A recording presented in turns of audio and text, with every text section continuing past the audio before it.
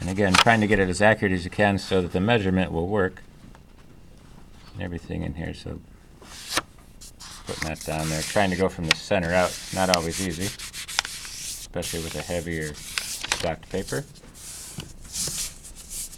And sometimes you can roll it on the edge of a page if it's too heavy, and that helps score this. So just by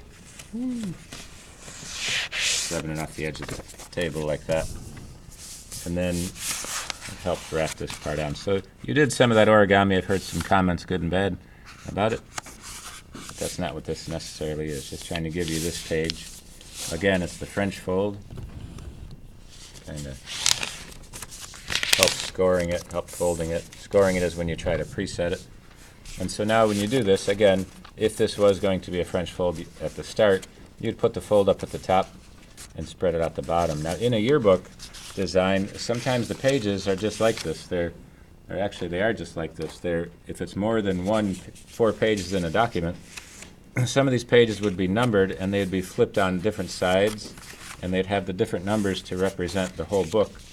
And that's what you're trying to accomplish. So just quickly, in your sketchbook, this representing your sketchbook, and this representing the page, you've already created a image that you can do in proportion of 1/4 the size to come up with some ideas for rough sketches. The prior sketch to this is the thumbnail. This would be the rough, and then the comprehensive would be the finished one. So rather than drawing a diagonal down this page is also 8.5 by 11. So if I place this here and cross this diagonal up, it goes all the way up to the top of the page in the corner, provided everything's accurate. What I'd like you to do is to, on your paper, whether you want to make it straight in the center or off to the side or whatever direction you want to do, is to just outline this so you don't have to worry about measuring it. And I'm just going to use a pen. And whether I make it straight, it doesn't matter. It's just trying to give you the comfortable part in your sketchbook when you do this. But just to save yourself some of the measurement, if you did it any other way. And this is to give you at least a little bit of space, a little bit of margin on the outside edge. It's trying to give this sketch to you in proportions so that if you do something small, sketched out, and it does work, you like it, then all you have to do is expand it, scan it in and expand it, or draw on it, and everything will be in the same proportion to the actual size that it needs to be, which is 8.5 by 11. On this page, starting in the top front page, I'm just going to ask you to cross the diagonals on this one. And just want to do a little bit of kind of drawing review as well. So when we've done some of the perspective, isometric drawings into perspective, asking you how to find the center of a rectangular shape, this is what it is. It's crossing that diagonal.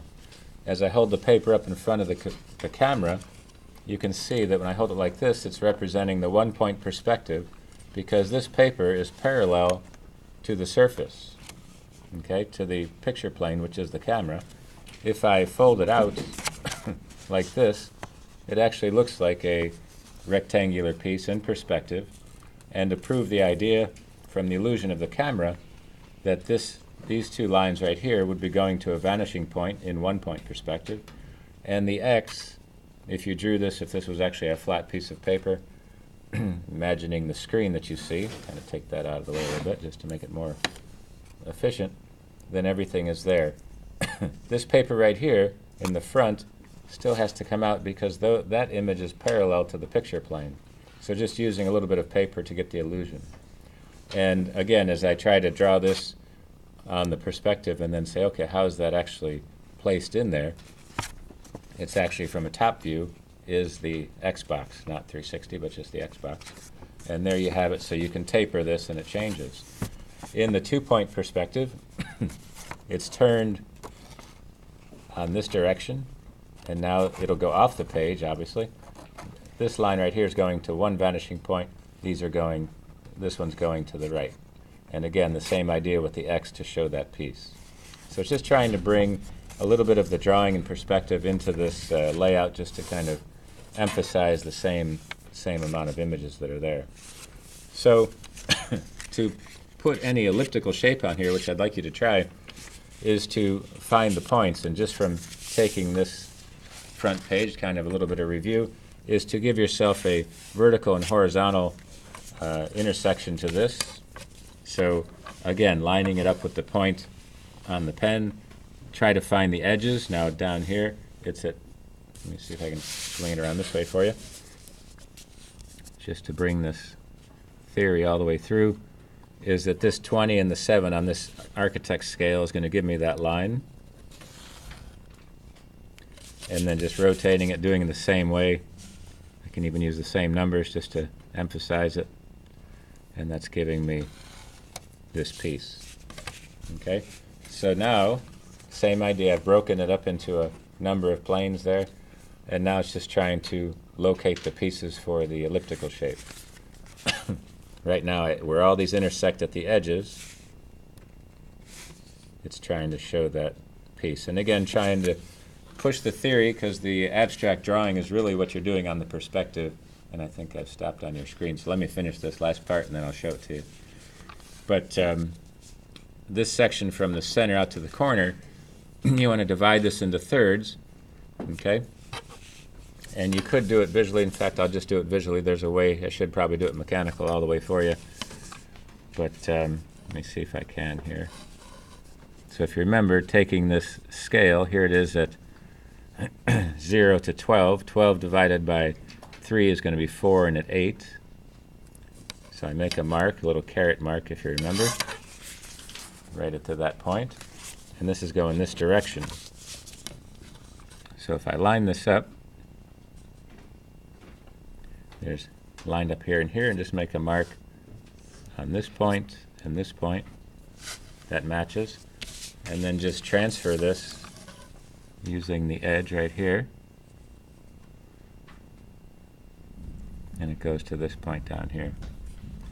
And do the same on the opposite side.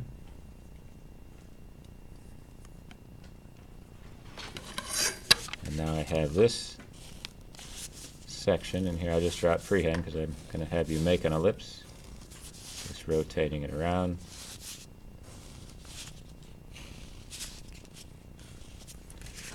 And that becomes the elliptical shape, whether it's in a perspective off of the angle. And all you'd end up doing is just rounding this part off to create this ellipse. So it's, again, it's trying to bring that too, but showing you this side, and then the rest of it is you have 3 areas to try to come up with 3 different ideas, 3 sketches, 3 thumbnails to roughs for the design cover for the yearbook. But I just wanted to give you this because I'm going to give you some things to actually place with inside there. One being the 5 elements of design, 4 elements of an ad,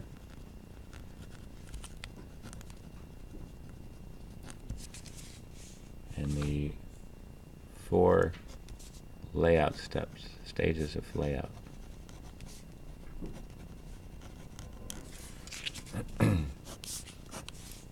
Give you a clue for each one. Is line for that one, headline for this one, and brainstorming to thumbnail for that one. Okay. And that's your French fold, called so. The French developed it. You can print on one side, fold it together, and you'll get the illusion of the piece there. Let's see if that's good. Okay, see if I can get back on your screen. I think I froze on there. Unfortunately for me, not you. I'm off your screen, yep. Did you get logged in at all? Yeah, we're talking about the new account, so I have it I'll have to give him a talk to in a second. See what happens here. Oops. Quick time. This isn't good. What? All right.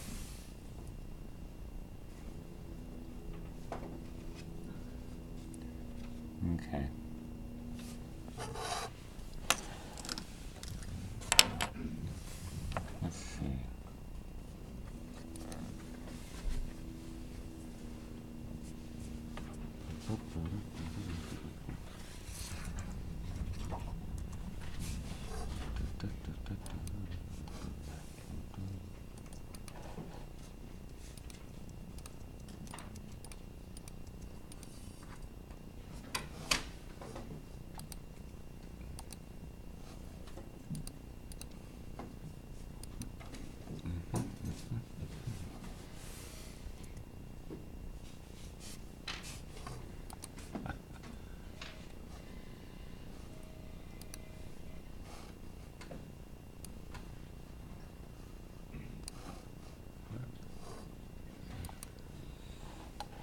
Okay.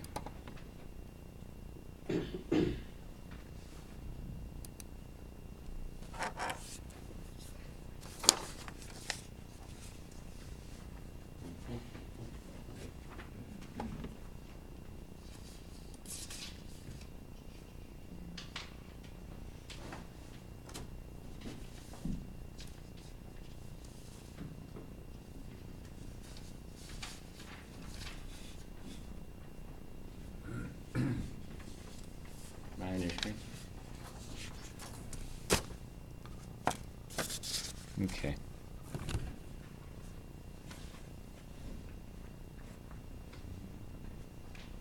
So let me repeat that a little bit. Sorry about the camera going out.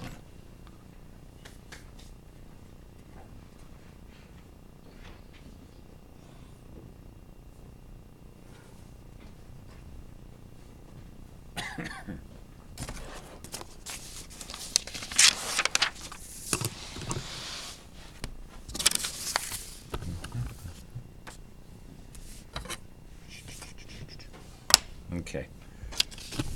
So let me re-demonstrate that for you. Try to start it from the top to the bottom. This might help out.